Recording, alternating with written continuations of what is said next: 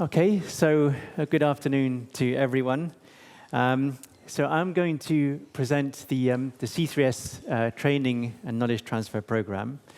So as an operational service, training and knowledge transfer is an essential component of C3S. And we offer training on how really to maximize the impact of C3S, so how best to make use of the data, tools, and services that C3S offers. So the key elements of this training program are listed, as you can see on the slide.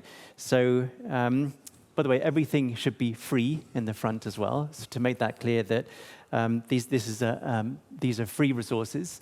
So we provide free online learning resources in the form of Jupyter notebooks, e-learning modules for self-paced learning. These are very self-explanatory and can be used by anyone. We also do provide customized trainings. So this is a slightly different approach to what we did in the first phase of Copernicus, where we target specific communities, and I'll speak about this in some other slides. We also try to follow as much as possible this train the trainers approach to really maximize the impact. And also collaboration is a key element. So we do a lot with other organizations. We also do a lot of stuff with other departments inside ECMWF. So who are our target audience? Well, basically, anyone who may benefit from C3S data. We focus on our core users, so these are the EU institutions and bodies, and national local authorities, regional organizations.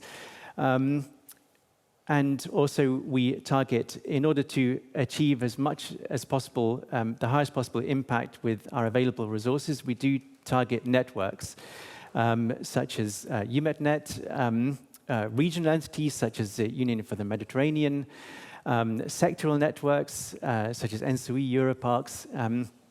We have some memorandum of understandings with some of these organizations. Also key organizations such as EIB, EEA, and other European and UN organizations. But we also target other users, so not just the Copernicus core users. We also target research and academia. A lot of people, the vast majority of people who come to the Climate Data Store are academic users. We also target commercial services, data journalists, the general public. And then finally, at the bottom of the slide, you'll see an element which I call capacity building. So we don't just focus in Europe, we also do training outside of Europe. And I'll speak about that also in my presentation. So those are the people we target, and then what do we actually do? So what do we provide? So we provide targeted trainings and training materials. And I also mention here opportunities. So we provide opportunities for experts to help us with these trainings. And there will be some upcoming ITTs as well. And we do this in collaboration as much as possible with other entities. So I'm going to speak about each of these elements briefly in the next few slides. So amongst our training resources, in the last year especially, we have focused a lot on Jupyter notebooks. So these are, this is a very good tool for providing practical, hands-on guides on how to use our data. And these can be broken down into, data access, data visualization, data processing, also including some case studies. And these have been put into a kind of catalog, so in a Jupyter format, where you can see all of the different tutorials here on the side, broken down into different types of climate data. Then we have the Jupyter notebook itself. And then we have the various different topics, and these are very easily searchable in this format. They can also be run in the cloud. So the idea is that when we have the next version of the CADS toolbox, then these will also be in an environment which allows you to work close to the data.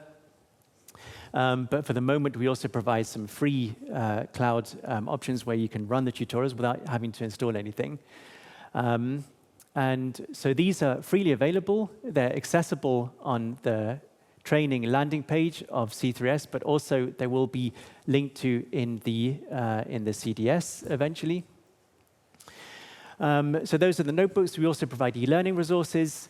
So these are also nice resources which don't require any knowledge in coding, so slightly high level, more kind of, what is a climate reanalysis, what are climate projections, this kind of level. And these can be also self-paced learning resources, but they can also be put into an LMS, which we hope to do in the future to include in our training courses. I also want to mention that we do a lot of things also with other departments in ECMWF and also CAMS. So we have efforts which include both the services. And you see on this slide the Jupyter book for CAMS, including some of the notebooks. And on the other side, you see the training page of ECMWF. So here we also have resources which are very relevant on seasonal forecasting, on various different topics, which can also be used. So now I'd like to speak a little bit about opportunities. So we are very soon going to publish an expression of interest for training experts. So these are experts who would provide support in training activities as one of 3 profiles, so expert trainer, content creator, or instructional designer. And the process is similar to the process for evaluators. So the experts will submit an application, which should be reviewed periodically. And then upon acceptance, they're being inserted into a roster. And then they will be contracted as and when needed for training activities. So this is a slightly new thing. It's not open yet, but it will be open soon. I just want to mention that we have to be, this is mainly for individual experts who would help us in ad hoc activities. Is separate from the contracts that we have for other activities where we already have a training component, so we have to be careful with that. But this is something that will come up in the future. Another thing I'd like to mention is, collaboration is a key element. We do a lot of collaboration in joint activities in the framework of conferences, such as the Living Planet Symposium, EGU, EMS, which was quite recent, and many other events. We also organize joint training courses with ESA. We did one with NASA RSET as well, with EUMETSAT quite a lot, and recently also with UNUSA. And of course, in the framework of Wikio, we do a lot of trainings. So these are online webinars, but also we contribute to some of the other initiatives that have made use of Wikio, such as the EUMETSAT Jupyter Notebook Challenge. We're a member of the jury for that. And MOOCs, so massive open online courses. This is another element where there's a lot of collaboration.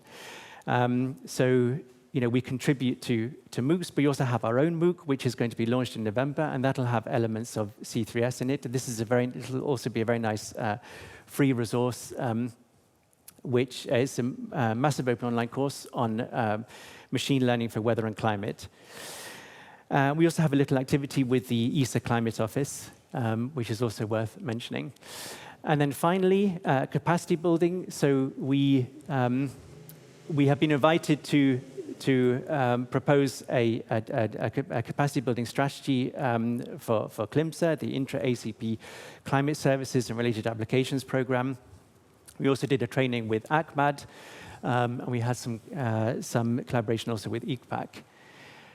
And I'll finish just with this summary slide showing some links. So you see the link to the landing page for C3S training. Also, the link to the e-learning resources and the Jupyter notebooks. These are all in the landing page anyway. And then finally, please contact me for any, for any information. You see my email address there.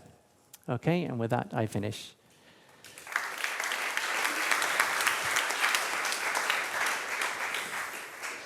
Thank you so much. Thanks, Chris.